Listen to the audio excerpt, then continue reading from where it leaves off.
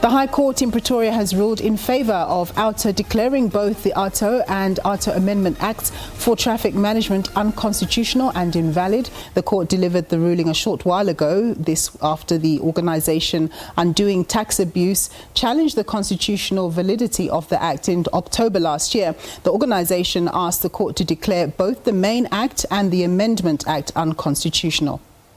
Well, for more on this, I'm joined by OUTA CEO Wayne Duvenage. Thanks very much, Wayne, for joining us. So, what is your reaction? You've won in this on this particular occasion, with both acts being basically struck out. Your reaction? Well, absolutely pleased we are.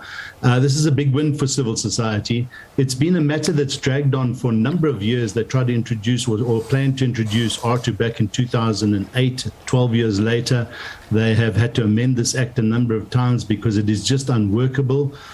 We've raised concerns to the Minister and the RTA and others of our concerns, and not only the unconstitutionality, but the workability, the administrative cumbersomeness of the scheme.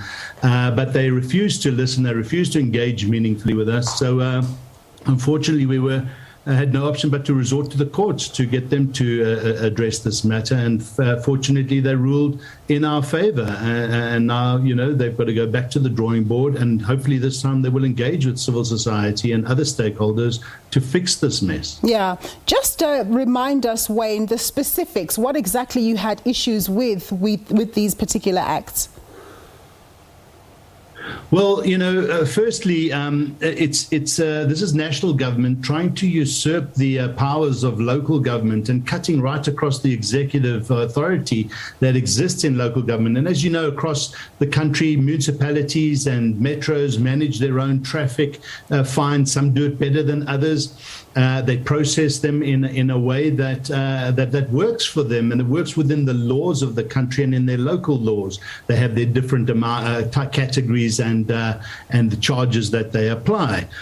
Some municipalities, by the way, just seem to think that if they put up cameras, it becomes a money-making racket, and it is a money-making issue and got nothing to do with road safety. So aside from this attempt by government at national level to introduce a national process that starts to offer discounts so that you can pay quickly, and has an administrative process that is extremely cumbersome, makes it very difficult for you and I as citizens to participate and challenge the fines because maybe somebody's driven on your cloned number plate and so forth, and many other issues. It just became unworkable. So we felt that we needed to challenge the constitutionality of this national usurping the powers of local government, and then also deal with later on the workability issues.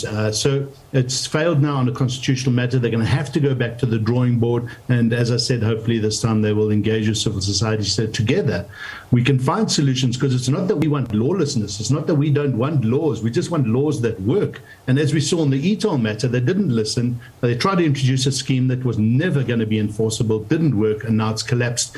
And again, I think what we're trying to highlight here is that government suffers a crisis of legitimacy when it introduces laws that are unworkable. We don't want to live in a country where government cannot manage its own laws. So what happens in the interim in terms of rules, given that these acts have been thrown out? Well, they continue. You know, they were trying to bring it in. Remember, they declared they had postponed it because, again, it was unworkable. So not even on the constitutionality matters, they just realized it was becoming cumbersome. So last year, when they were supposed to introduce the demerit point system, they pushed it out to this year and then into July now. That doesn't mean to say that laws aren't going to be applied. In every town, there are still fines that are being issued. So nothing changes there. It's just the way they want to try and go about it and drive it through the Road Traffic Infringement Agency at a national level now has to be halted, and they have to go back to the drawing board with the legislatures and rewrite this so that it is constitutionally viable and workable. And hopefully, again, as I said, they do so through meaningful engagement with civil society, because they They just tend to have this belief that if they put laws into place and regulations into place, everything falls into place and everybody comes running and just abides. But when you cannot abide by your own laws, it becomes very frustrated for the citizens to try and apply these laws. And as we see the mess that unfolds. So this is good for society, a big win for civil society, by the way. Indeed. Wayne, thank you very much for your time and your insights there. Wayne Duvenage, he's the CEO of OUTA. A group of Action SA members is marching to the city